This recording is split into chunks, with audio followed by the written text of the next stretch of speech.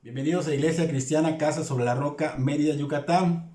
Hoy estamos martes de estudio bíblico. Los martes estamos viendo la carta a los Efesios. Estamos en el capítulo 2. Hoy vamos a finalizar el capítulo 2. Nos quedamos en el versículo 10. Así que vamos a ver del versículo 11 hasta terminar, que es el 22. El tema se llama La obra de Cristo trajo reconciliación y unidad. La obra de Cristo trajo reconciliación y unidad. Vamos a orar. Señor, te damos gracias por un nuevo día más. Señor, te damos gracias porque nos has permitido venir, Señor, a escuchar tu palabra a través de estas redes sociales. Me has permitido, Señor, hablar de ellas, Señor. Yo te pido, Señor, que con tu poder, tu autoridad, que tú me uses, Señor, para tu gloria. Que las personas que están escuchando sean edificadas y que los que aún no te conocen, Señor, puedan conocerte. Pedimos por las personas enfermas en todo el mundo, en los hospitales, en sus casas, y por esos doctores, paramédicos, enfermeras y todos los involucrados en los hospitales, Señor, para que ellos también escuchen tu evangelio, Señor. Ten misericordia de ellos, dales tiempo, Señor, que ellos puedan escuchar que tú, Señor, eres el Salvador y que solo a través de ti pueden ir al cielo, Señor.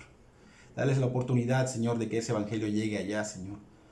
Y, Señor, sabemos que tú vas a obrar, Señor, en muchas personas. Por favor, Señor, que seas tú, Señor, tocando las vidas, Señor. En el nombre de Cristo Jesús, amén y amén. Entonces el tema, la obra de Cristo trajo reconciliación y unidad. Recordemos que la semana pasada el apóstol Pablo nos enseñó las posiciones en las que estuvimos, o sea, la posición anterior, la posición actual y el propósito. Y vimos el fin de esta enseñanza, que era entender y valorar lo que Dios había hecho y puede hacer por los demás, ¿no? Vimos que era el gran amor de Dios, que es inescrutable. Vimos los grandes privilegios de ser adoptados hijos de Dios, que somos ahora coherederos junto con Cristo, que somos sellados con el Espíritu Santo. Y en el estudio que tendremos hoy, pues Pablo va a dar un poquito más de amplitud de estos privilegios que Dios nos ha dado por medio de Cristo. Pero ahora ya no va a ser como individuos, sino como un organismo, como una comunidad. Porque aunque fuimos llamados, o sea, fuimos salvados como individuos, pues el fin no era quedarnos como ellos, como individuos, sino como una comunidad, como un organismo, ¿no? Como un cuerpo, que es el cuerpo de Cristo. Así que ese tema va a enfocarnos hoy en identificar si realmente estamos siendo individualistas o realmente estamos a lo que fuimos llamados, a ser una comunidad, a ser una unidad, a ser esa iglesia y a valorar esa iglesia. Así que si me acompañan en la carta a los Efesios capítulo 2 versículo 11 en adelante, dice: por tanto, acordaos de que en otro tiempo vosotros, los gentiles en cuanto a la carne, erais llamados incircuncisión por la llamada circuncisión hecha con mano en la carne. En aquel tiempo estabais sin Cristo, alejados de la ciudadanía de Israel y ajenos a los pactos de la promesa, sin esperanza y sin Dios en el mundo. Vamos a una pausa en el versículo 12. Entonces, como cristianos, deberíamos demostrar nuestra gratitud porque hemos sido privilegiados al ser salvados para tener una comunión con Dios, porque la salvación nos lleva a que esa guerra que teníamos con Dios desaparece. Cristo trae paz para con Dios. O sea, Cristo es la paz, nos une, nos reconcilia con Dios, ¿no? Entonces es un privilegio ser salvados, pero no solo nos salvó para restaurar esa relación con Dios, sino para que seamos parte de una comunidad cristiana, como que seamos parte de un organismo, así como un cuerpo, ¿no? Que tiene varios órganos, seamos parte de ese organismo que es la iglesia, que es el cuerpo de Cristo. Lamentablemente la iglesia hoy día es de alguna manera no ha sido tomado como tal, o sea, no le han dado la importancia de vida. Y esto es totalmente errado y es caótico, porque la iglesia para el Señor es de mucha importancia. Porque si recordamos, Cristo se dio por ella. Cristo se dio totalmente por ella porque para Él era algo importante, era su obra preciosa, era una joya para el Señor.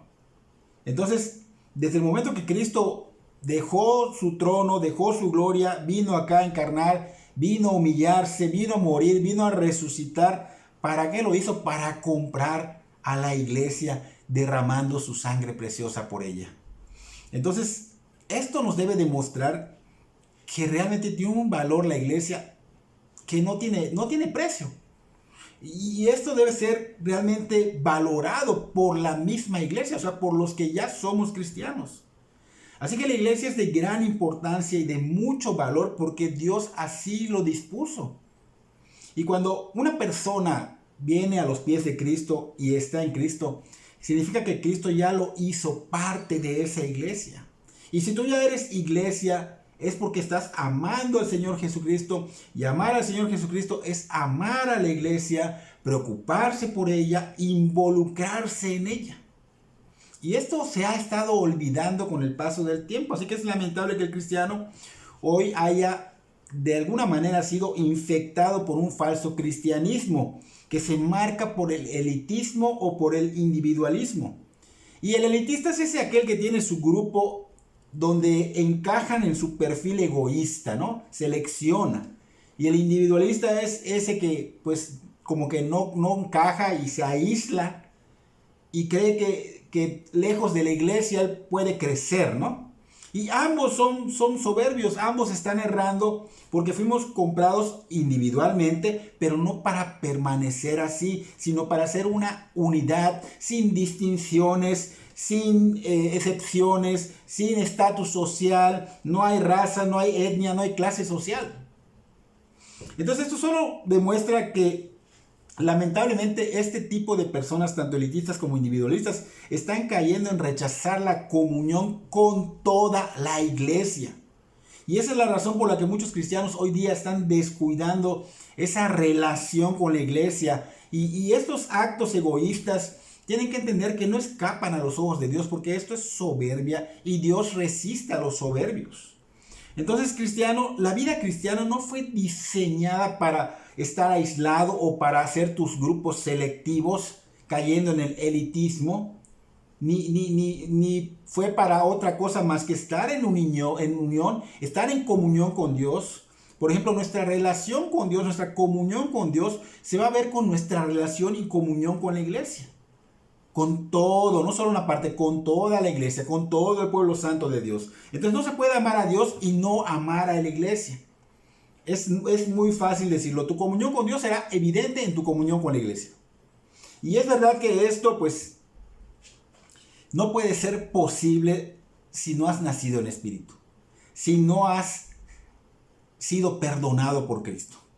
Por eso el apóstol Pablo señala primero la posición, esta posición sin Cristo, utilizando la primera frase, dice, por tanto acordaos, o sea, empieza a señalar que nos acordemos de la posición en la que nos encontramos antes de rendir nuestra vida a Cristo.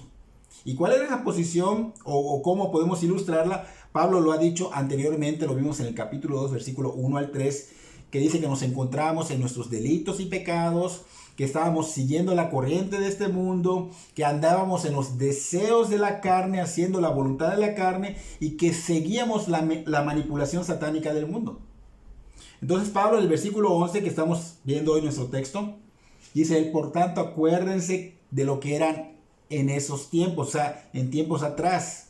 O sea, quiere decir que antes de venir a Cristo, los gentiles estaban en una posición desesperante, alejados de Dios y sin esperanza, destituidos de la gloria de Dios. Y esto muestra que obviamente estaban muertos espiritualmente y que no tenían acceso a Dios. Y peor aún, dice Pablo, ¿cómo podrían conocer al Mesías si estaban alejados de la ciudadanía de Israel? O sea, no estaban en Israel, todo lo que estaba fuera de Israel no conocía nada de Dios, no conocía la palabra de las escrituras de Dios. Entonces, por no ser israelitas, por no ser judíos, estaban totalmente peor, porque no llegaba el mensaje. Entonces podemos entender que antes de venir a Cristo, los gentiles en general estaban sin esperanza y sin Dios, dice Pablo acá, ¿no? Excluidos porque no disfrutaban de las promesas que Dios daba al pueblo de Israel. Estaban sumidos en la oscuridad, dice en el versículo 12, ajenos a los pactos de la promesa, sin esperanza y sin Dios en el mundo. Entonces es algo fuerte, ¿no? Estar sin esperanza, porque creo que todo ser humano vive esperanzado en algo, ¿no? Pero estar sin esperanza, si ellos hubieran seguido sin esa esperanza en esos tiempos, ¿qué nos esperaría a nosotros? Si solo cuando nos dan una mala noticia, por ejemplo, como que, sabes que no obtuviste el trabajo que habías pedido y que tú necesitabas porque no tenías ingresos, ¿cómo te sientes, no? O sabes que no obtuviste la beca que tanto te hacía falta para poder seguir estudiando, ¿cómo lo sentimos, no? Y peor aún cuando alguien está mal, está enfermo y le dicen, sabes que ya no hay esperanza, el cáncer ya corrió en todo tu cuerpo, estás totalmente infestado y solo te quedan unas semanas de vida. Ya no hay esperanza, te dice. Entonces es fuerte estar sin esperanza. Entonces podemos entender más o menos lo que es estar sin esperanza. Y aquí los efesios y nosotros antes de Cristo estábamos sin esperanza. Y los que hoy día no conocen al Señor Jesucristo están sin esperanza porque no han rendido su vida al señorío del Señor Jesucristo. Entonces todo esto vivían y viven muchos sin esperanza y sin Dios. Y eso es algo terrible. Sin esperanza y sin Dios es algo que nos va a condenar siempre, nos va a llevar a un infierno cuando uno muera. Entonces sin Cristo, quien es la esperanza, estamos totalmente perdidos, destituidos de la gloria de Dios, porque Cristo es quien da la vida. Cristo es la justicia que trae paz con Dios. Cristo es quien nos reconcilia. Pero Pablo pues resalta en este versículo 12 que estábamos sin Él, que estábamos sin Cristo, sin esa esperanza. Y algunas personas creen que sí existe Dios, pero que Dios está en el cielo y que no tiene nada que ver con este mundo y que no se meten en nuestro sistema de vida y que mucho menos existe una salvación. Ellos dicen, ¿salvarnos de qué? ¿Salvarnos de qué? Y de la misma manera, una persona puede decir que sí le cree a Dios, pero no tener a Dios en su corazón, no tener a Cristo, estar sin Cristo. Y estar sin Cristo es estar sin Dios en el mundo, es estar bajo la ira de Dios, es estar sin esperanza alguna. Entonces es terrible y es una condición lamentable porque sin Dios, como dijimos, estamos condenados a un infierno por la eternidad. Ahora bien, hay que entender que Dios no puede estar en nuestra vida si no ha habido una reconciliación con Él. Y esa reconciliación con Él solo puede provenir de una sola persona. En la Biblia nos dice que Él es el autor y el consumador de la fe. Él es el camino, la verdad y la vida. Y ese es el Señor Jesucristo. Entonces, si no has tenido un encuentro con el Señor Jesucristo, si no has rendido tu vida al señorío de Jesucristo, quiere decir que no estás en Cristo, que no hay esperanza, que Dios no está en tu vida, porque Cristo es la esperanza. Cristo es la puerta. Cristo es quien nos va a dar la entrada al cielo. Sin Cristo no tenemos bendiciones espirituales. Sin Cristo es estar sin luz, estar en tinieblas. Sin Cristo no hay paz. Sin Cristo no hay descanso. Sin Cristo no hay seguridad. Sin Cristo estamos sin esperanza y sin Dios.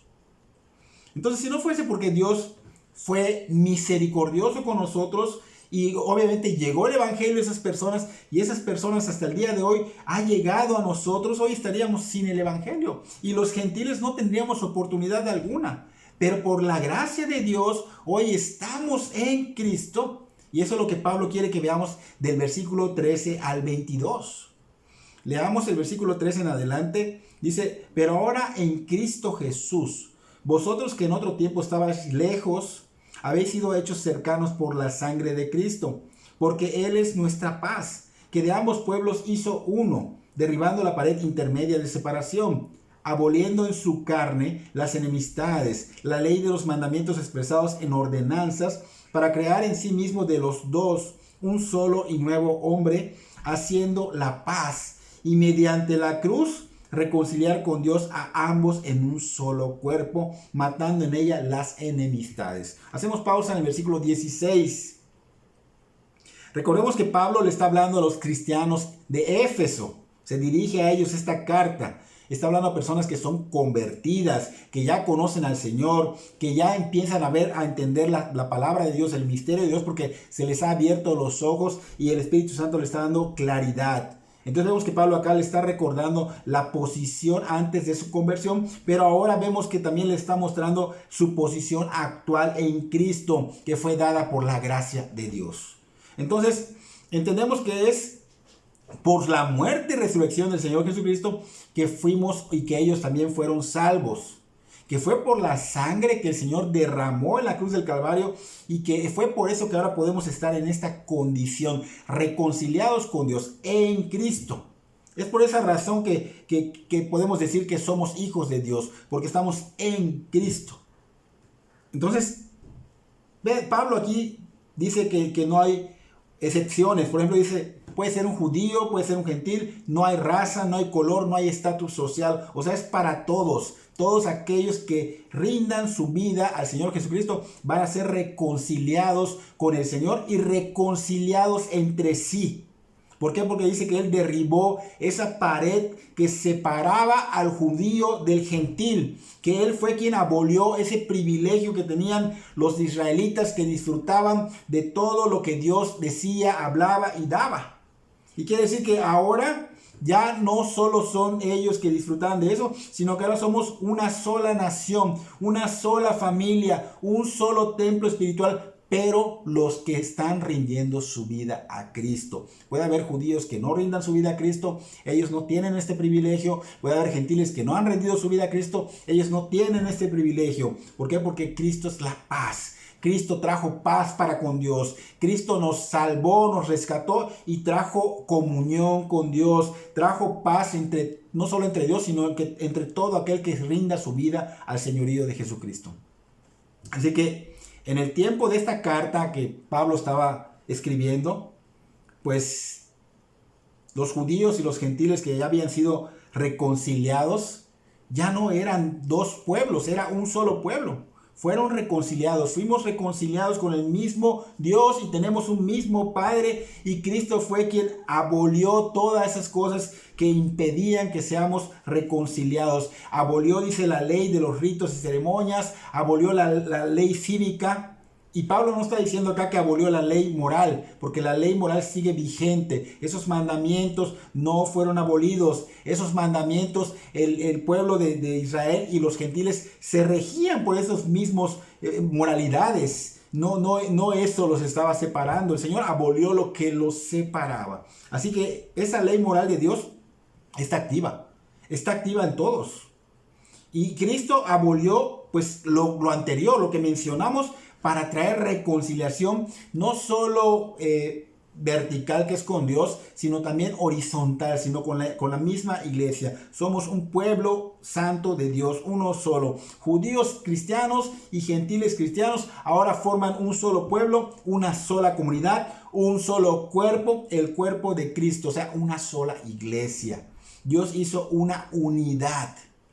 Nos salvó individualmente para ser una unidad. Entonces Pablo dice que Cristo es nuestra paz, o sea que Él es la fuente y la sustancia de esa paz y esa raíz de las enemistades que era el pecado. Dice que Cristo fue quien la mató en la cruz del Calvario, o sea, mató toda enemistad en la cruz del Calvario y trajo paz entre los dos pueblos.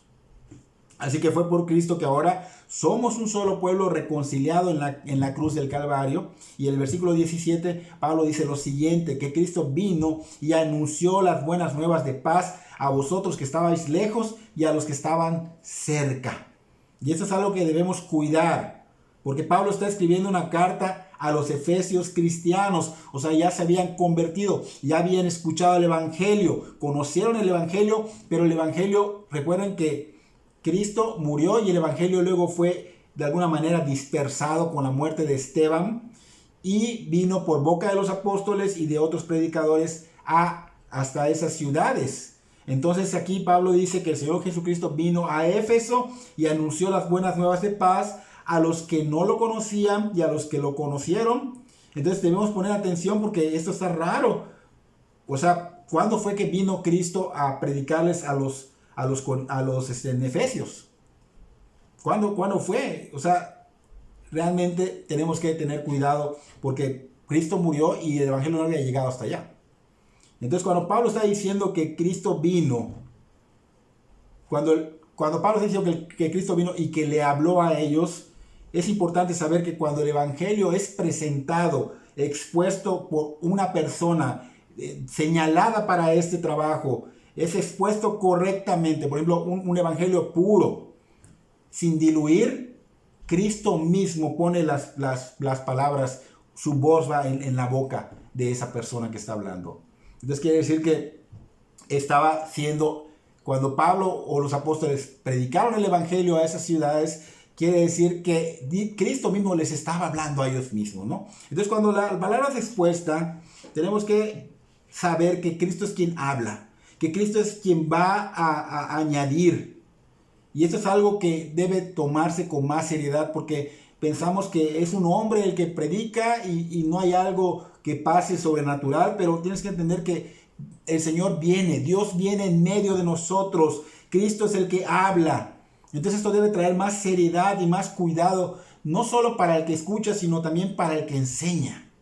Porque es una gran responsabilidad del predicador que prepare una enseñanza correcta, una sana doctrina. Porque si la palabra no es expuesta correctamente, ya sea que se esté diluyendo, o estén mintiendo, o estén acomodándose, o estén quitando partes o sacando de contexto el texto, entonces no será Cristo hablando. No será Cristo hablando, sino el hombre que está mintiendo, un mentiroso. Y miren que hay que tener temor de Dios, porque mentir sobre la predicación, o sea, wow, esto no puede escapar de Dios.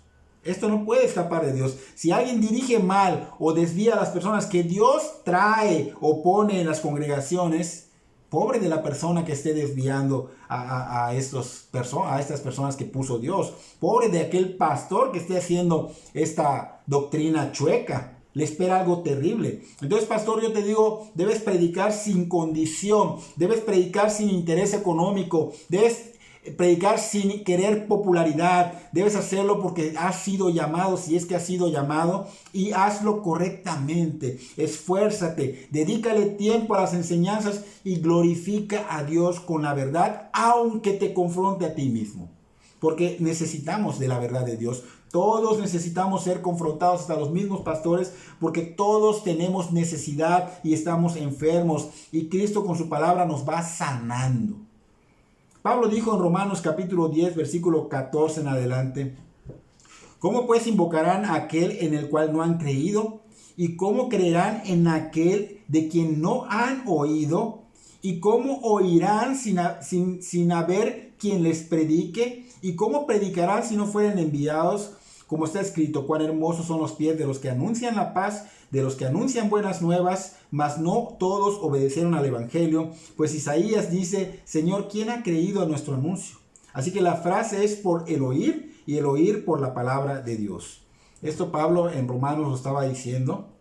Y tenemos que entender que los predicadores no somos más que embajadores del mismo rey. Somos herramientas que Dios usa para llamar al pecador al arrepentimiento. Pero el mensaje no es de nosotros. El mensaje Cristo lo da. Es la voz de Cristo. Ahora observemos bien lo que dice Pablo. Prácticamente está diciendo Pablo acá: ¿cómo pueden creer en Cristo si no han oído su voz? Entonces, no cualquiera va a hablar con la voz de Cristo. Y lo que quiero decir con esto es que no cualquiera va a hablar con la verdad de Dios. Cuando se habla con la verdad de Dios, es Cristo que está hablando. Entonces, cuando alguien habla y no es la verdad de Dios, no puede haber una regeneración. ¿Por qué? Porque el Espíritu Santo no va a convencer de algo que no es la verdad. ¿Por qué? Porque están dando evangelios desviados, están dando evangelios diluidos. Y muchos caen en el error, se puede decir así, de pensar que va a ser muy notorio que una persona predique algo como una herejía, ¿no? Va a ser expuesta a la herejía totalmente. Pero no solo así desvían a las personas. Hay quienes enseñan que con el repetir una oración ya son salvos. Y solo con esa enseñanza que dice que no es bíblica, estás desviando a las almas.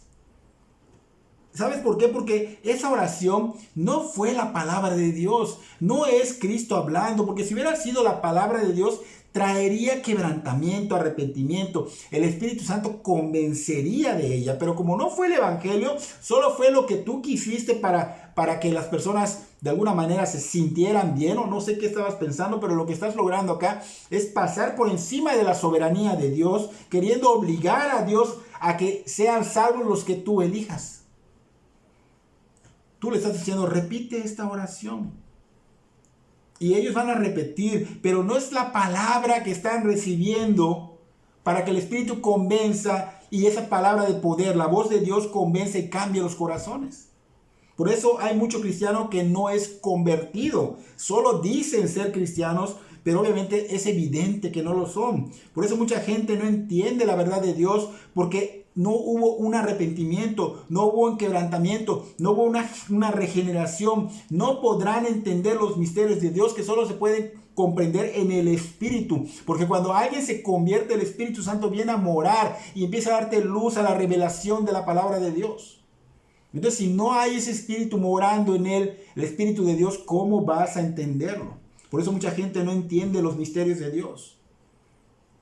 ¿Por qué? Porque esta palabra que estás dando no es bíblica. El Espíritu Santo no va a convencer de esto. Si no es la voz de Dios, y si solo estás hablando mentira, si solo estás desviando las almas, si solo estás hablando con mala intención, el apóstol Pablo es claro, lo dice de la siguiente manera. Así que la fe es por el oír es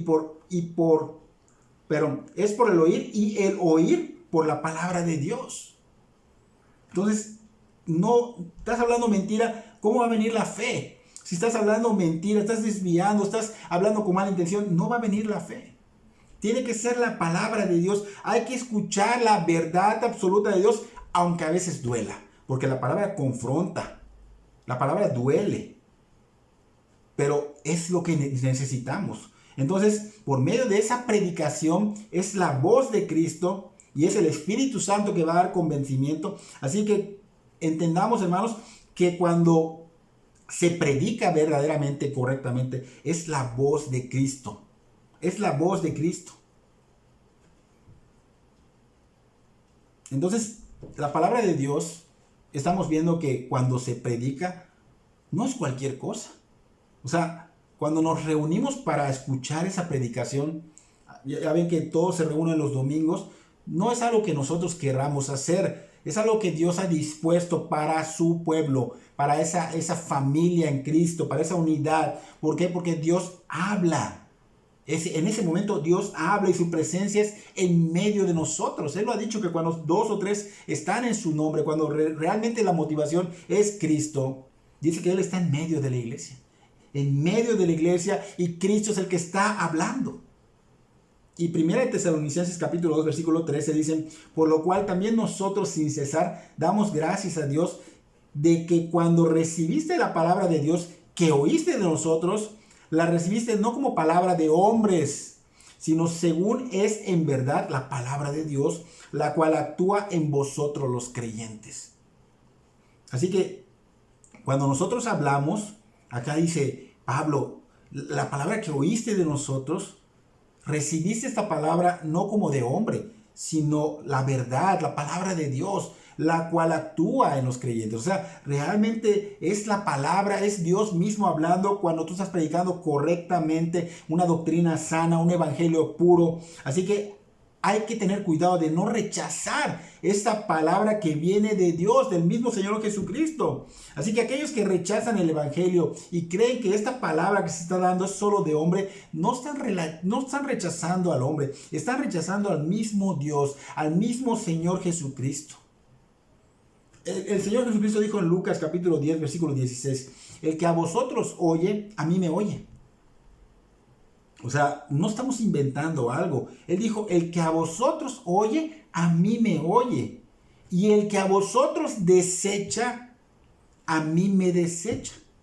Y el que me desecha a mí, desecha al que me envió. Cristo, Dios mismo, enviado por Dios mismo en la primera persona.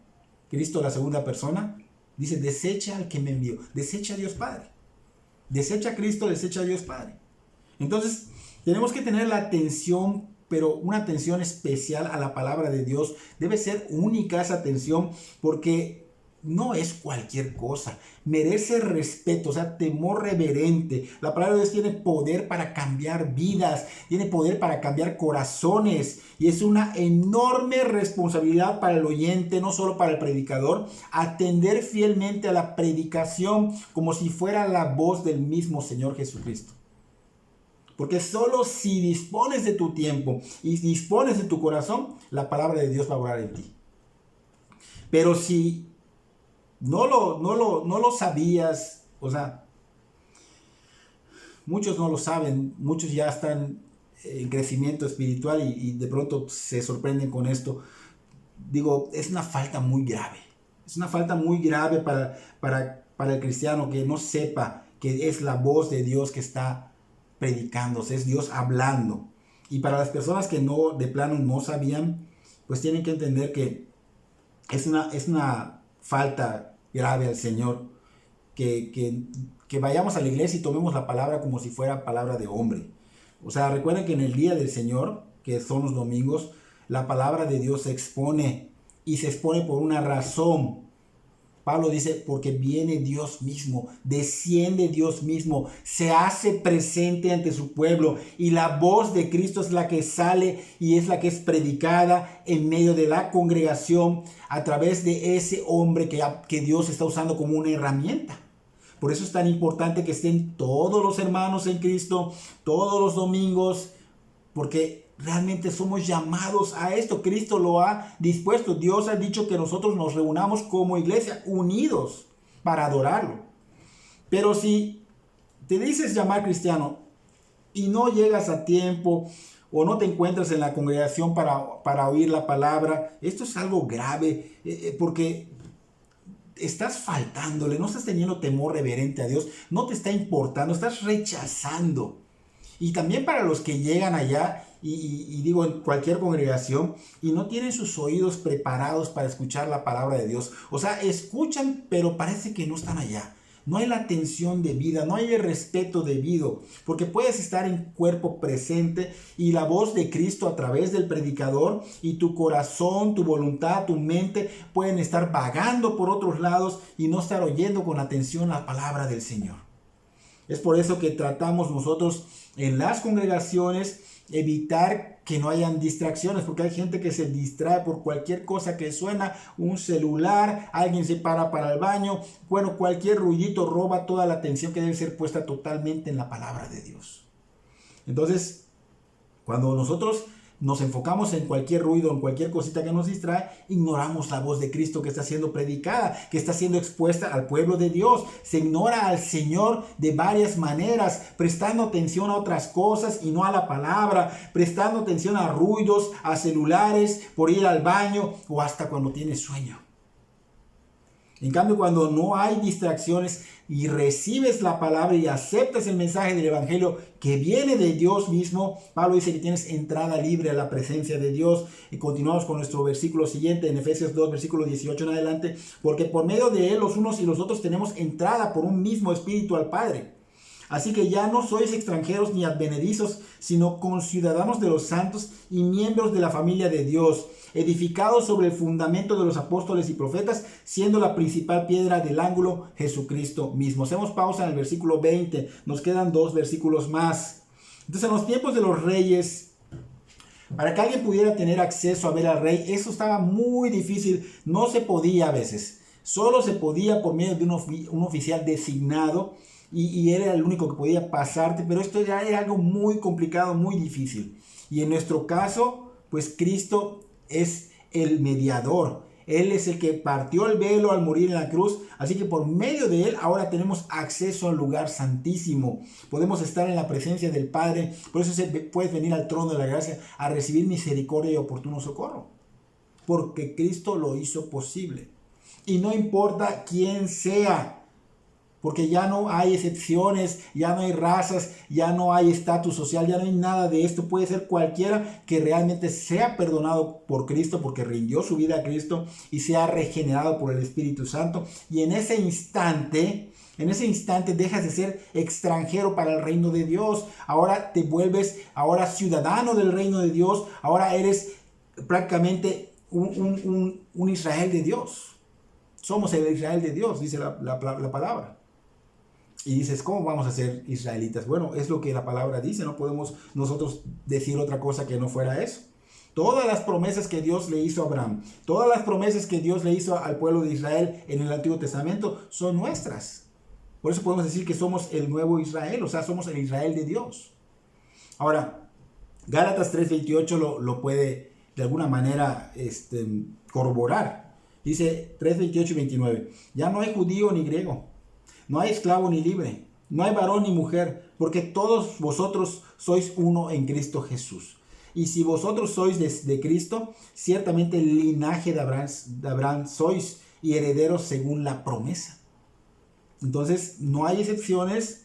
Todo cristiano ahora es un israelita, aunque tú seas, por ejemplo, mexicano o estadounidense o europeo, no sé, pero acá dice que todo cristiano, o sea, todo aquel que rinde su vida a Cristo, se vuelve un israelita. Y no quiere decir que tengamos que tener las mismas costumbres judías, ni aprender hebreo o arameo. Nosotros no estamos obligados a circuncidarnos, ni a comer, a no comer cosas, por ejemplo, que ellos tienen prohibido, como el cerdo y otras, no sé, cosas más. Solo recuerda que ahora estamos en Cristo. Estamos en Cristo y somos una nación y somos una sola familia, y todos los que rinden su vida al señorío de Jesucristo somos una familia y tenemos un mismo Padre y tenemos acceso a Dios. Entonces, como familia debemos tratarnos como lo que ahora somos. No solo es decir, soy cristiano, soy de la familia de Dios, y no nos tratamos como tales. Porque aunque en esa familia es verdad que muchos tienen pensamientos diferentes, temperamentos diferentes, personalidades diferentes y que a veces no nos agradan, pero así como llevamos una relación con nuestros hermanos de carne y sangre, que aunque a veces algo no nos agrada de ellos, pero los amamos, de esa misma manera nosotros debemos amar a la familia de Cristo, aunque sean difíciles de amar. Entonces, debemos aprender a ser una familia en Cristo. Debemos realmente tener un trato de hermandad, sin fingimiento. O sea, mucha gente finge. No, es importante que sea con todos los miembros, porque con este sí, con ese no, con todos los miembros, no selectivos, no individualistas, sino que con todos los miembros. Ay, pastor, yo no puedo, lo siento. Allá tú, porque la que o el que pagará los platos rotos eres tú. Así que debes aprender a sujetarte y pedirle al Señor que te dé amor por todos. Porque tú merecías ser condenado y irte al infierno. Sin embargo, el Señor te salvó. A ti, lo que tú hacías no le agradaba a Dios. Sin embargo, Él te perdonó. Así que, en el versículo 20, Pablo está diciendo que somos un solo templo, lo que vamos a leer. Que la iglesia de Cristo es un templo espiritual y el fundamento de esa edificación es la enseñanza de Cristo revelada a través de los apóstoles y profetas en el Nuevo Testamento, lo acabamos de leer. Entonces los apóstoles, aquí estamos viendo que ellos fueron elegidos por Cristo para revelar por medio de ellos su voluntad a la iglesia. Y acá menciona profetas. Los profetas eran los que daban a conocer la voluntad de Cristo mientras el Nuevo Testamento estaba en proceso de ser escrito, porque no estaba completo. Así que en esos tiempos no había una Biblia para decir, bueno, Pedro dice, Pablo dice, no. Así que tenía que ser que de pronto los profetas se levantaban y daban a conocer la voluntad de Cristo. Pero una vez que fue completado el Nuevo Testamento, que fue escrito y plasmado, el don de profecía cesó por completo. Todo lo que Cristo quiere revelar ahora a su iglesia ya fue dicho, ya fue plasmado por los apóstoles en la Biblia.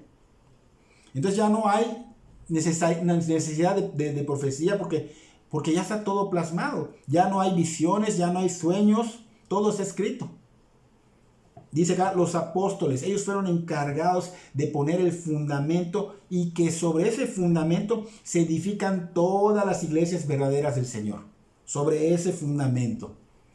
Y también dice Pablo que la piedra angular es Jesucristo mismo. Él es la roca sobre la cual está fundada la iglesia. No dice que es Pedro. Ni Pedro en su carta dice que es él. Él dice que es Cristo. Así que ni ellos ni ninguno de los apóstoles, sino que Cristo es la roca. Cristo es la piedra angular. Y de esa roca depende no solo la coordinación de ese templo espiritual, sino también su crecimiento. Porque es un edificio que crece, lo dice este versículo 21. Que vamos a ver ahorita, leámoslo, dice, en quien todo el edificio bien coordinado va creciendo para ser un templo santo en el Señor.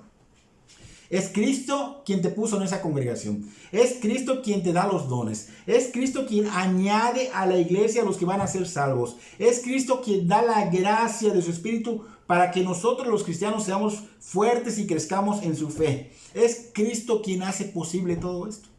Él es el fundamento.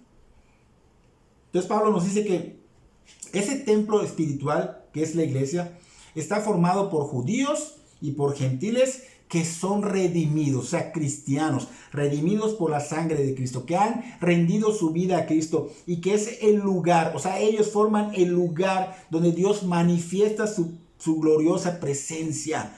O sea, no es el edificio que rentamos para ello, sino somos nosotros, donde Dios manifiesta su gloriosa presencia. O sea, esto fue en esta era del nuevo pacto. ¿Para qué? ¿Para qué? Para ser un templo santo, dice Pablo, ¿no? Y en el 22, Efesios 2, 22 dice, en quien vosotros también sois juntamente edificados para morada de Dios en el Espíritu. O sea, Pablo no está hablando de un templo físico, sino de una entidad espiritual compuesta por miembros, nosotros, la iglesia de Cristo. Ese es el único santuario donde manifiesta su gloriosa presencia Dios. O sea, somos el templo de Dios. Somos el templo de Dios. Todo redimido es el templo de Dios. Somos el único santuario de Dios. Y es allí donde Él se hace presente cuando su iglesia se reúne en el nombre de Cristo para adorarle a Él. Entonces, ¿por qué nosotros no tomamos la iglesia serio? ¿Por qué nosotros no valoramos la iglesia? Si estamos viendo que nosotros somos la iglesia, el santuario donde Dios viene cuando nos reunimos. Los cristianos somos esas piedras vivas de ese templo. Tremendo privilegio, grande privilegio. Y para poder darse esa bendición, ¿qué tuvo que hacer Cristo? Cristo tuvo que sacarnos del fango. Y para sacarnos del fango, ¿qué tuvo que hacer? Morir por nosotros. Para limpiar esas piedras, ¿qué tuvo que hacer? Morir por nosotros, derramar su sangre para hacernos parte de ese templo, la iglesia de Cristo.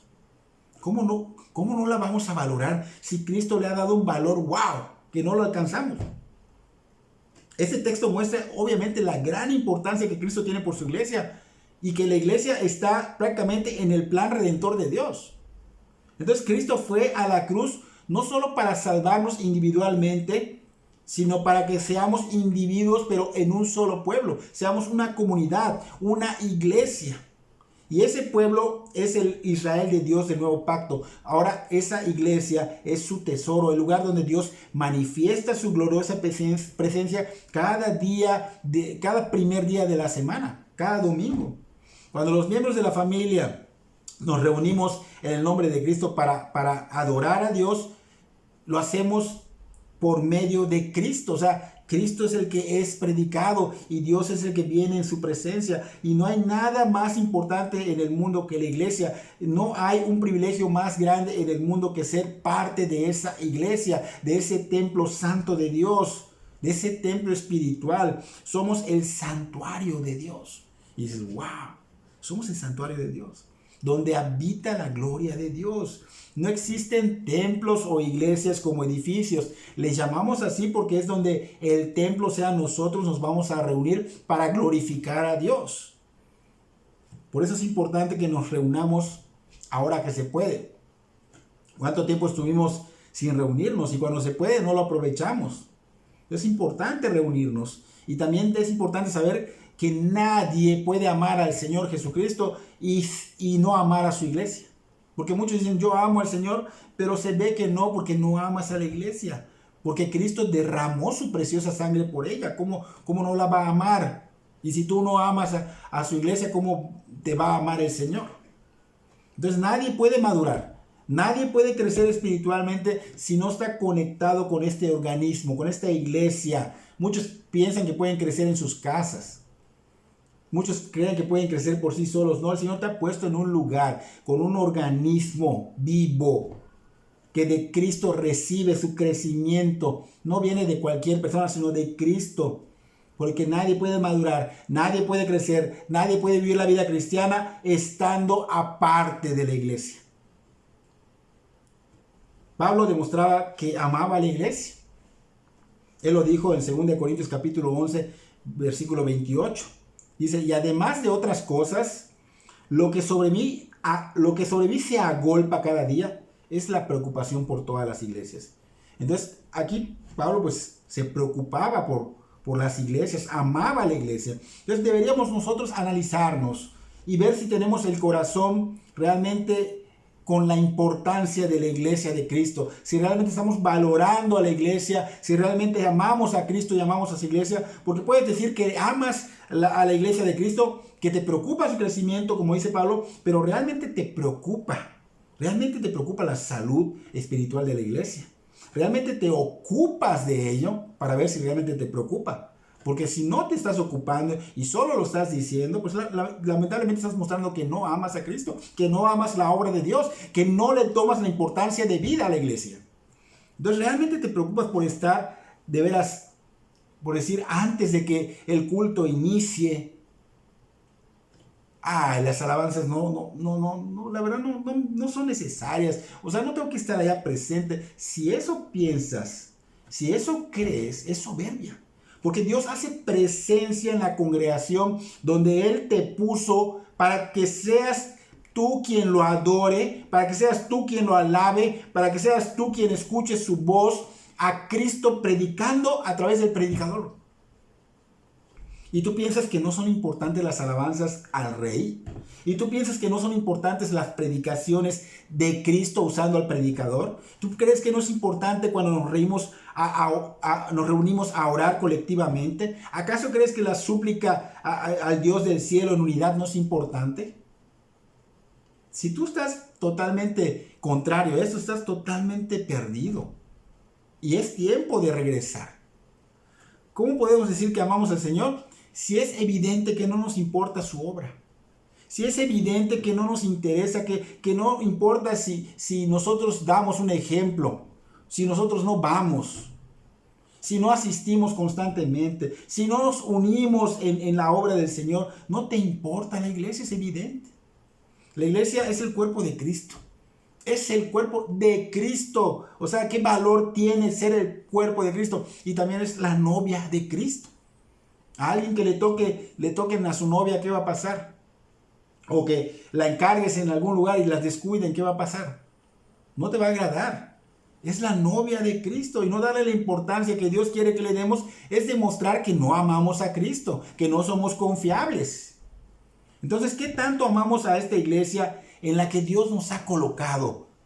¿Qué tanto la amamos? ¿Es verdad que la amamos? ¿Estamos haciendo algo por ella? Pablo estaba hablando aquí en Efesios 2 de una iglesia universal, es cierto.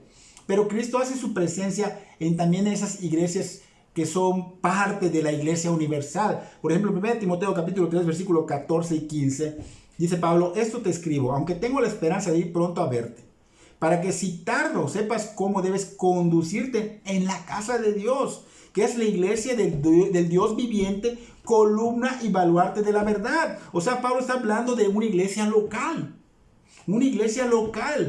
como la que te ha puesto el Señor, chica o grandecita, iglesia local. Es el lugar donde mora y habita la gloria de Dios. Y si esto para ti es verdad de Dios, entonces pregúntate: ¿qué tanto estás amando a la iglesia donde el Espíritu Santo te colocó como una piedra viva? Porque es en una iglesia donde vas a demostrar que amas al Señor. ¿Cómo? Amando a tus hermanos, así de imperfectos como son, haciendo algo para que la iglesia de Dios obviamente vaya creciendo, hacer algo para que esta iglesia pueda llevar a cabo su ministerio y para que sea fortalecida. ¿Estás haciendo algo para algo de esto? Así que si no lo estás haciendo, es tiempo de que te comprometas, no con el pastor, no con los hermanos, sino con el Señor Jesucristo. Es tiempo de comprometerse, es tiempo de empezar a hacer algo por la iglesia de Cristo y dejar de hacer cosas que no edifican a la iglesia de Cristo. Así que hay una muy gran importancia en la unidad de esta iglesia y está siendo señalada en esta cita por Pablo. Pero tristemente, como dijimos al principio, hay barreras como el elitismo y el individualismo. Barreras que Cristo derrumbó, que Cristo quitó. Así que no sigas levantando de nuevo esas barreras. Si ya las has levantado en tu vida, derrúmbalas, porque solo traen daño a la unidad de la iglesia. Debemos eliminarlas y debe manifestarse en nosotros el amor filial a través de una relación cálida y tierna con los hermanos. Porque a Cristo le costó su preciosa sangre. Pagó para que vivamos en armonía y en unidad como iglesia. Y podrán haber problemas en todas las iglesias, porque los hay. pero hay principios bíblicos para solucionarlos. Y si no te sujetas a esos principios bíblicos, es pecado. El no procurar una reconciliación con los hermanos es pecado. Se debe buscar la armonía entre los hermanos, buscar una relación más amplia. Y esto es donde Cristo te ha puesto como piedra viva. Y para el que no conoce al Señor Jesucristo, quiero decirte que estás a tiempo porque tienes vida. Vuelve al Señor, vuelve al Señor. Él ya derramó su sangre en la cruz para que en Él puedas encontrar la reconciliación y el perdón. Así que yo te pido que no deseches este mensaje, no deseches la palabra de Dios. Sigue buscando, sigue rogando al Señor para que Él te rescate y te ponga en la familia de Dios. Porque si toda esta prédica que estamos dando ahorita o las anteriores no la tomas como verdadera palabra de Dios, no creas que a mí me ignoras, no creas que a mí me rechazas, sino al mismo Señor Jesucristo. A Él lo estás rechazando. Y si tú rechazas al Señor, trae grandes consecuencias. No hay esperanza para ti, no hay paz, no hay salvación, no hay vida eterna, no hay entrada al cielo. Entonces no desprecies más los mensajes de Dios. De verdad, que Dios bendiga tu vida grandemente y para ti, cristiano, que Dios haya edificado tu vida en esta predicación.